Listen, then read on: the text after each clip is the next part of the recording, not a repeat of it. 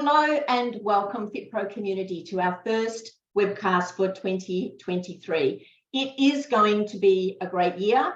I feel it in my bones. I'm sure it's not arthritis. It just feels good. And I know that we are all due a really fabulous year. So when we were thinking about who can we bring, who can we invite to our webcast for our very first webcast for the year, there was only one person who would fit the bill of someone who would talk to us about setting goals, about New Year's resolutions, about how to keep on track and how to inspire and motivate us to make 2023 a fabulous year. Many of you will recognize our guest today, Mikki Williams. Mikki has been part of the FitPro community for almost 30 years. And we invited Mikki to be our keynote presenter at one of our live international events back in the early 1990s. She was such an inspiration. She affected so many lives, mine included, that we obviously invited Mikki back several times. And she has made a change to people's lives by her humor, her knowledge, her caring and her sharing. And there's little nuggets I'll still use today. Like Mikki always said that if you want something, you ask, but you ask first. And she also gave me a little glass pendant way back then and said, Jane, smash through those glass ceilings. And I often think about that when I know that there's something that I really need to achieve and I'm just going to have to smash it. So Mikki, for all those years of inspiration, thank you personally. And thank you to our fitness community, not only in the UK, but worldwide. And welcome to our webcast today. Thank you for joining us. Thank you, Jane. I think you have another intro that you were going to piggyback onto that so people know who I am. Yes, so for many of you who are listening today that are more new to our community and you don't know who Mikki Williams is, let me read this out to you. And I am going to read it because I want to make sure we get it really right. So Mikki Williams, CSP. Mikki, what was that one again? CSP? Certified Speaking Professional. Hall of Fame speaker and TEDx speaker, was chosen as one of the best speakers in the US by Meetings and Convention magazine, along with Tony Robbins, Bill Gates, and Jay Leno. Featured on the front page of the Wall Street Journal and lauded as a top executive speech coach in Forbes Magazine, she's also an award-winning speaker for Vistage International, the world's leading executive organization, and master chair of 2 of their peer advisory boards. A global celebrity speaker, transformational storyteller, and sought-after executive speech coach based in Naples, Florida, and Chicago. She is the creator of Speakers School, Keynote Kamp, and the Mikki Mouth Club. Mikki has spoken in every US state, every Canadian province, and every continent except Antarctica, where she can't wear her stilettos. So with that, I welcome Mikki Williams. Jane, thank you so much. It's been so long and so great to see you and talk to you. And it just brings back a wealth of wonderful memories of my decades in the fitness industry with you and all the other great people that we've had the opportunity to work with. Yeah, and just likewise, it's just so wonderful to see you. We were talking earlier before I pressed record, and we were actually remembering back to when Mikki did have a lot of beautiful black hair, and you know, there's just so many changes, but it's wonderful to see you, and you just absolutely look fabulous. And you know, I just look forward to what little pearls of wisdom you're going to share with us today. So I think a question that I would like to ask you, maybe a little difficult to answer, but I would really love your view on as a world, as a planet. I mean, the last few years have been a little bit tough for us, and I don't want to reflect on that too much, but where do you see us now as how we have come through the last few years and what lies ahead for us? I don't know if I'm qualified for that big question, Jane, but you know, like anybody, I have my own views and opinions. I guess there was an overused word. I don't know if it was global or not, but when the pandemic hit, the buzzword was pivot. Yeah. I believe that pivoting has been kind of my go-to word for my entire life. Yeah. We talked a little bit about that. And I think that's the success of who we are as individuals and the success of our world and our planet, our ability to adapt, to pivot when we have to. You know, facing global warming, facing a pandemic, facing divisiveness and a war in countries, all the things that are going on now. I'm a cockeyed optimist, always have been. So I tend to, my son always accused me of looking through the world for rose-colored glasses. I don't know if that's a bad thing. So whatever bad is in the world or whatever lies on the horizon, I just kind of approach it with an open attitude and a positive view and the ability to pivot. I Yeah. mean, let's face it, the thing we all have control of is our own attitude, as Viktor Frankl said in his classic book, Man's Search for Meaning, and our own taking care of our own health, which you and Brent have done with other people, inspiring them through your organization all these years. So that's about as worldly as I can get to that big question, Jane. Yeah, but I think it's really valid, incredibly valid, and actually really brings us very nicely into what my first question is around setting goals in the year ahead. Is that we have all had to pivot, even at FitPro, we have had to pivot and look at what the industry needs now and what is no longer needed. And let's remove those items or those services and bring in new ones. So with that in mind, what do you think are realistic ways to set goals for the year ahead? You know, I've always been a bit of a maverick outside the box. And I guess when it comes to even goal setting, I've experienced, you know, I've had 9 businesses.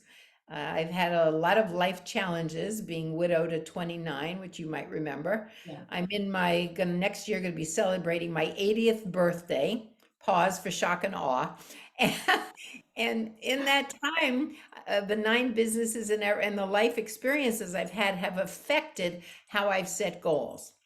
I believe being a young widow, so unexpectedly at 29 with a 2-year-old child, there's an old expression, when we make plans, God laughs. And I realized, you know, I had my life all prepared. I was going to be a housewife and mother and 3 kids and live in the country. And so I have a little skewed view of goal setting because of that in my life. And my goal setting has changed at different times.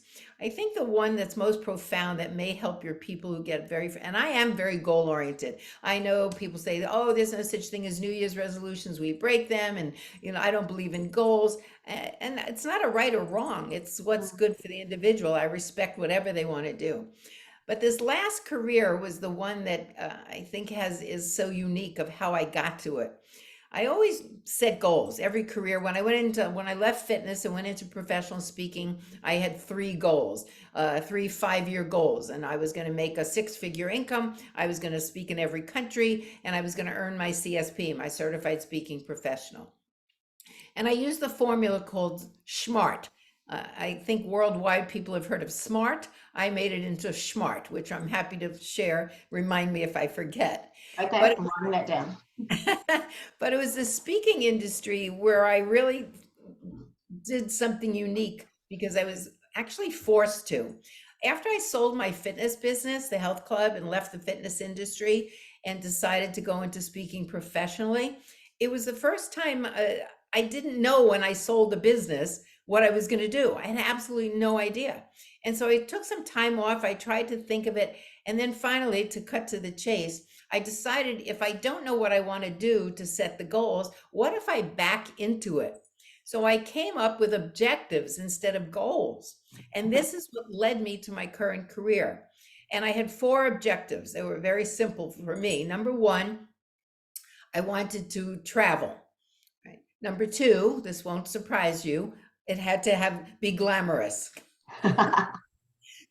Number 3, it had to involve people because I'm a people person. And number 4, it had to break the ceiling, unlimited financial barriers where I could just, based on my talent or effort.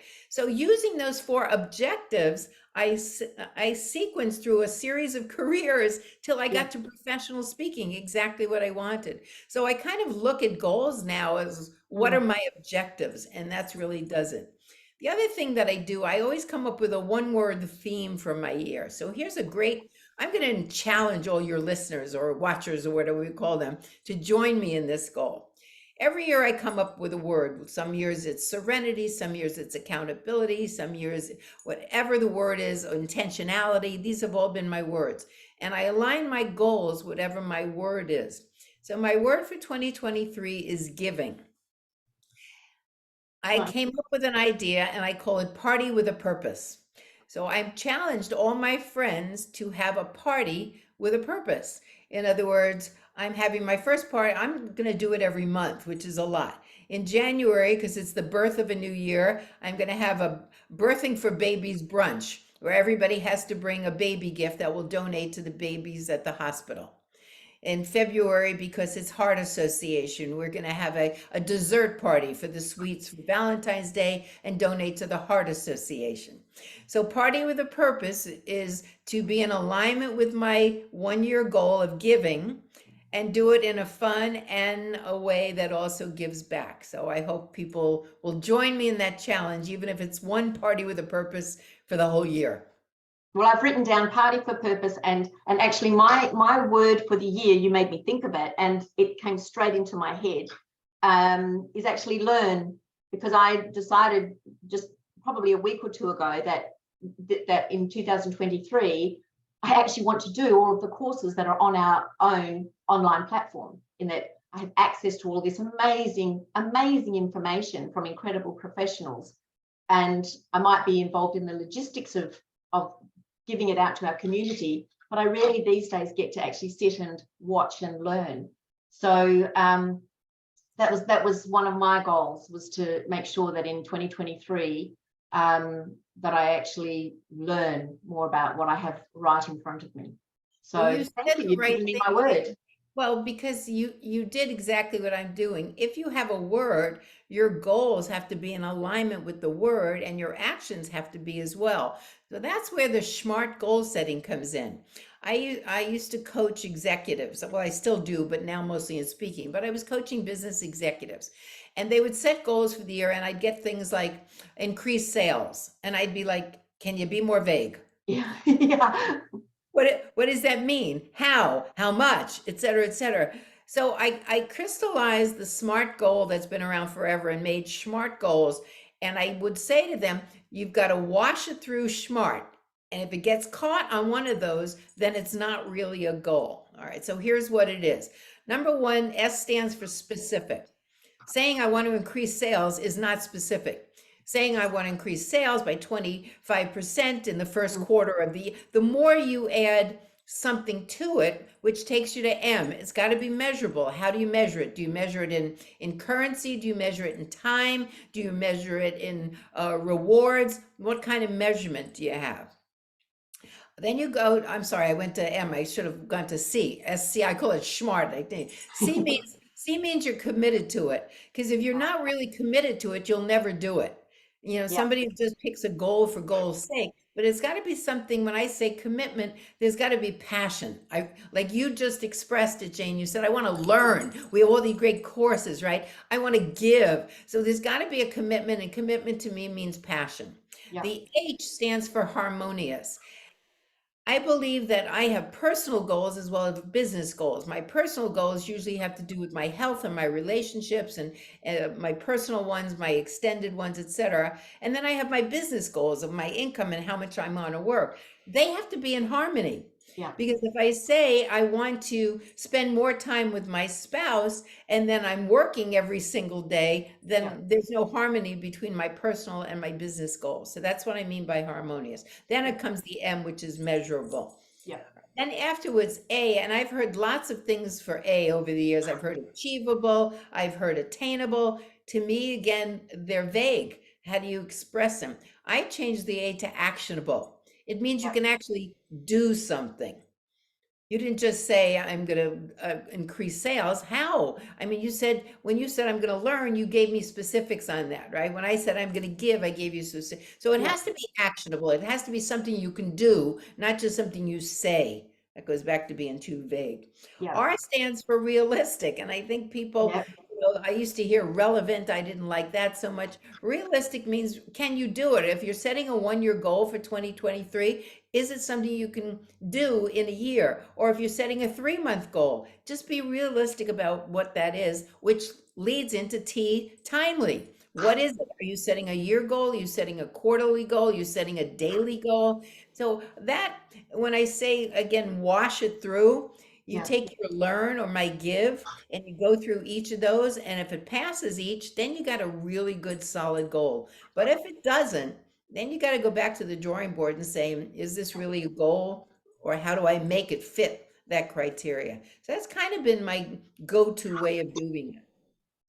And which is amazing. I have written all of that down and I'm going to put it into practice. So thank you for sharing that with us.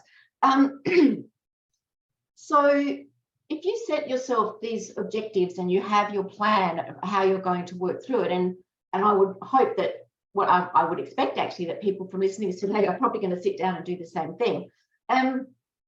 What happens if it starts to go off piste? What if something happens that upsets your equilibrium and what you had planned now isn't actually coming together? So one, how do you deal with it from a motivational perspective? And secondly, how do you get yourself back on track? And how do you treat yourself when something doesn't go to plan? Yeah, I think that goes back to pivoting and flexibility and attitude.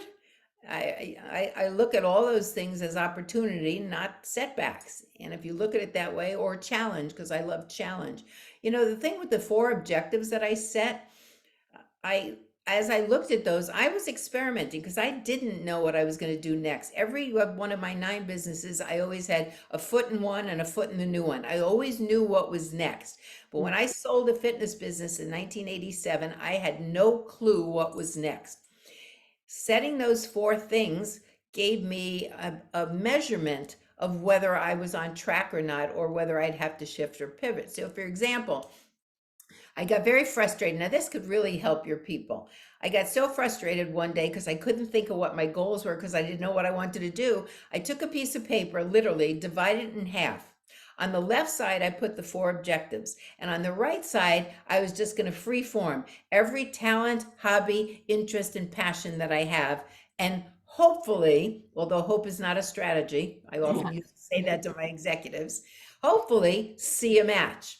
Well, I started listing the right side, fitness and dance and cooking and catering and all. I had an eclectic mix because you know me, I do so many different things and I got no aha. So finally, I just took a little space, put it down, just looked at, read some books, did some little trips, picked it up again, and there I got it. I was in the fitness industry and all these other things. I should open a world-class spa. It was the year that the word spa in California started opening spas. I lived on the East Coast in New York. I thought, I'll open a East Coast spa. What don't I know? I don't know the first thing about running a hotel.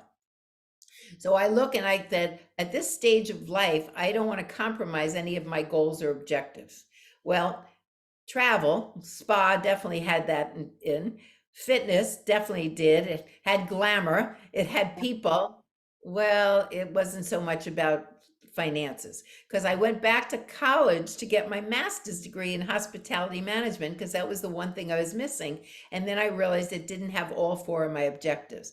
But you know, there's an old expression, bloom where you're planted. I believe it's a Buddhist expression. Or the other expression is don't throw the baby out with the bathwater. So I had already made strides. I didn't want to go back to square one. I thought, all right, what else can I do? Because I love the hotel industry. It has all these things, but it doesn't have the financial, and I wouldn't compromise my 4 objectives or my goals. Well, I asked people in the industry, and you know, it's about networking. What else can I do where I could travel and do that? They said, well, what about meeting planning? And you should know about this one too. I said, what do you mean? You know, people who have big conventions, they hire you to come and do that. And I said, oh, that sounds great. Well, whenever you want to learn about an industry, you go to the trade association. So I look it up and Meeting Professionals International. I fly to Washington, D.C. I get certified as a convention and meeting planner. Poof, I go out to plan meetings. Jane, I have a lot of respect for you. It's a lot of work and it's very behind the scenes and it's very logistical. And if you can tell by looking at me, that is not me. I'm not a behind the scenes logistic person, but I'm closer. I don't know if you ever played that game as a little girl, warm, warm, hot, hot.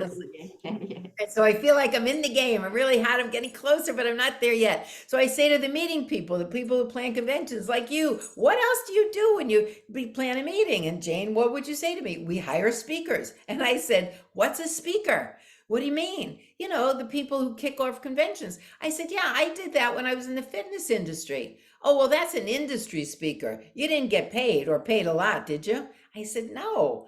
I said, I was giving back. Well, people get paid a lot to be speakers? Oh, yeah. I look it up. I joined the National Speakers Association 35 years later. There you go. What a great story. What a great story. But yeah, but I mean, storyteller by trade now. Okay.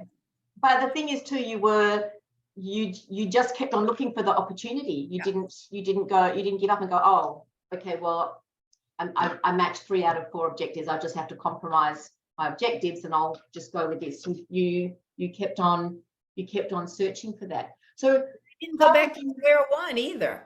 You know, Yeah. that's I said, don't throw the baby out with the bathwater. I started right from where I was and kept asking and meeting and And but that can be scary. And I know that you were not, well, you probably were afraid at times because you had a small child and, you know, you had responsibility. But you weren't scared enough to stop going after that and fighting for that. So, and I know running a business, like those early years are scary. You know, there are many times when you go, wow, there's like more bills than we were expecting. And, you know, we've got staff to pay and it's very challenging. How do people, if not, regardless of, I mean, if they're a personal trainer in their own way, they're running their own business. So how would you help our listeners now to stay focused on their goal when things come in and beat you down? How do you just stay focused and keep on sort of breaking through that glass ceiling so that you get to your goal? You know, there's another old expression, guy go garbage in, garbage out. So what you put in your head is what you'll manifest outward. My TED Talk is all about manifesting your dreams and your goals. So that might be something someone would want to watch. But for me, it's always reading books, listening to podcasts, watching TED Talks. It's feeding in the good stuff. Read, you know, I guess if people describe me, they would often say I'm very resilient. Because I've been through a lot of tragedy and a lot of other things in my life, and I've always bounced back and with fear. Every time I opened a new business, will anybody come? Will anybody come? Right? Yeah. So I'm a human in that regard, but I'm also, I think the advantage for me, and it's not something you're born with. I think having an early tragedy in life, and it gave me a trajectory about what's a big deal and what isn't. And I think most people are afraid of change, and change was forced upon me, so I don't fear it. You know, the old expression, what's the worst thing that could happen? It did. So everything else is, you know, putting things in your life in perspective. And if you don't change, nothing will change. So I feel like anything else, I never use the word problem, Jane. I always use the word challenge. And I'll correct people if they say we have a problem. No, we don't. We have a challenge. Yeah. And again, that's a mindset. And I guess I've read enough self-help books from here to Australia and back, because I just believe garbage in, garbage out. So I get inspired by other people's stories. You know, motivation is universal, but it doesn't stay forever. You need it on a daily basis. So I've always been really positive about that in terms of feeding myself with optimism, especially when things look gloomy. Yeah, and it's interesting because one of our mottos here at FitPro is no problems, only solutions. Yeah. So, you know, if somebody arrives at my desk with, oh, you know, Jane, we have a problem, I'm like, nope, now we find the solution. So, and that is, that runs deep. So, yeah, it's a great mantra. Well, I'll piggyback on that, Jane, because I said the same thing, but I was not as nice as you. When my CEOs would come to me and say, I have a problem, don't come to me with a problem unless you come to me with some solutions as well. Okay. Much nicer than me. Oh, well, actually, we could always upgrade. I quite like that. So obviously you have your word for the year, which I love, and yet another Mikki that I'm going to take with me for life. And your parties for purpose is certainly something that I will also fit into my year, because I think that's just a beautiful idea. But do you set New Year's resolutions? Do you think that they have a place? I don't know if you call them resolutions. I set New Year's, and I don't know if I call them objectives, goals, or resolutions. I make a list of what I want to accomplish in my new year. And that's what I start from, my list. Yeah. I want to finish a book. I want to write a new book. And then I'll apply it. Then I'll crystallize it as a goal with all of the parameters that I shared with you, like the SMART thing.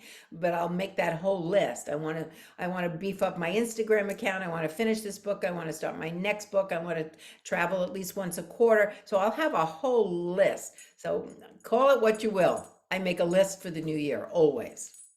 Well, Mikki, you've certainly inspired me, and I'm sure everybody that's here with us today. Thank you for your time. I know that you are a very, very busy woman, and I just appreciate that you have given us some of your insight and your knowledge, but you can rest assured that you have influenced a lot of people from this, which will be, we're very, very grateful. So if people want to hear more from you or want to get in touch with you, what's the best way to do that? We can always put something up after this as well, but what would be the best way? I heard you say that you're about to write a new book. So can you maybe tell us a little bit more about that? Yeah, so I do a monthly newsletter. I've been doing it for, I believe, 18 years or something like that. It's called Here She Is. It's really a fun newsletter. It's very colorful. It's done like a magazine format. It's everything from musings from Mikki, which is a recap. Then I pick a TED Talk of the month. I give a storytelling secret. I put up a pair of shoes because I'm a shoe aficionado. I put up a recipe. So you could go to whatever section you want. If people want to be on my newsletter, they can just go to my website, MikkiWilliams.com, and click on putting me on my newsletter, or they could email me at Mikki@MikkiWilliams.com. Right from my website, you can go to my TED Talk. You can see my wedding pictures. If that's not inspiring, I got married at 79 to the love of my life. So you can, so you can pretty much do anything from my website or emailing me for any of the things that I have out there, or connect on LinkedIn or Facebook. It's all there. Great. Well, I hope it's not another decade before we get to do this again, because it has been absolutely fabulous catching up with you. So many, many thanks again. I've got so many notes written down here. I've got to go and put all my thoughts in order and join your newsletter, and I'm sure we will speak again. So thank you. Take care. Congratulations on your wedding and your amazing success. It's just lovely to know you. Thank you, Jane. I feel the same. Have a great, great new year, and I hope we stay connected like this. We will. Bye-bye.